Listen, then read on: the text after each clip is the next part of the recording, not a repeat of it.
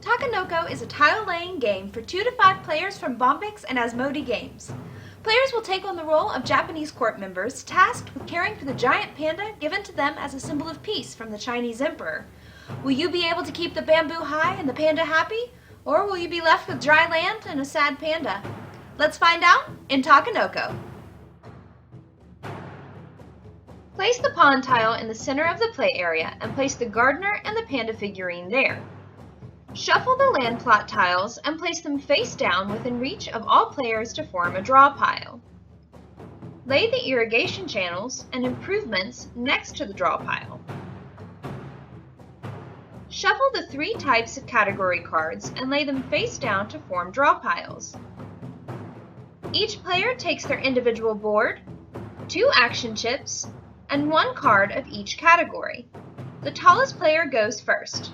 Now you are ready to play. Each player's turn is played in 2 phases: determine the weather conditions and perform actions and complete objectives. In your first round of play, you will not determine the weather conditions. This is only done from the second round on. Players will roll the weather die and apply the effect. If you roll the red sun, you will get an extra action on your turn, but it must be different from the 2 regular actions that you perform. If you roll the rain, you can place a bamboo section on any irrigated plot, but there can only be 4 sections per plot.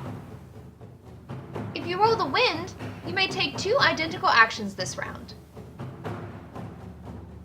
If you roll the orange storm, you may put the panda on the plot of your choice, and the panda will eat 1 section of bamboo from it. If you roll the purple clouds, you can choose an improvement chip of your choice that can be placed immediately. There are 3 types of improvement chips. The enclosure chips protect the bamboo in their plot. The panda can cross it, but cannot stop to eat there. The fertilizer improvement increases the growth of bamboo on its plot. The bamboo that grows there will grow by 2 instead of 1. The watershed chip automatically irrigates the plot that it is on. However, does not count as irrigation for the surrounding plots, and cannot be used as the beginning of a new irrigation system. If there are no improvement chips left, you can choose to use an effect of one of the other climates.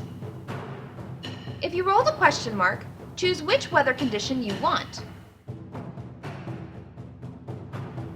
Each player can perform 2 actions per turn, but they must be 2 different actions. There are 5 actions a player can choose from: plots, irrigation channel, gardener, panda, and objective. If you choose plots, you will take 3 plot tiles. Choose 1 of them, and return the other 2 face down under the deck in the order of your choice. Then place the plot by following 2 rules. Either it must be placed next to the pond tile, or the plot must be placed adjacent to 2 plots already in play. For example, I can place this plot here next to the pond, or here next to these 2 tiles, but I cannot place it here on the edge of this tile because it is only touching 1 tile. If the tile is placed next to the pond or has a watershed improvement, the tile is automatically irrigated and a piece of bamboo is immediately added. If you choose to take an irrigation channel, you can either play it immediately or put it onto your player board to play at another time. If you play it immediately, it must be either connected to the corner of the pond tile or connected to an already laid irrigation channel. If you choose to put it into your reserve, you can lay it at any point during your turn without using another action. If you choose to move the gardener, you can move him in a straight line any number of plots in the direction of your choice. However, he cannot travel over empty spaces between plots. When he lands on an irrigated plot, bamboo will grow on all adjacent irrigated plots of the same color. If you choose to move the panda, you can move him in a straight line in any direction of your choice. However, like the gardener, he cannot move over empty spaces. Once he lands on a plot, he will eat a bamboo section. Place that bamboo section on your player board. They can be used to fulfill a Giant Panda objective. If you choose to take objective cards, simply draw one from the category of your choosing and add it to your hand. Objective cards give you points at the end of the game. Plot objective cards have to do with the patterns of the plots. To complete them, the pattern must be represented in the bamboo garden. Gardener objectives will have bamboo shoots of 4 sections with or without improvements, or a shoot of 3 sections with no improvements. To complete them, the configuration must be reflected in the bamboo garden. Panda objectives will have 2 to 3 sections of bamboo shown on the card. To complete Panda objectives, you must have the required sections on your player board. Completing objective cards do not count as actions and can be completed at any point during your turn. To finalize your choice, place your action chip on the corresponding space on your player board.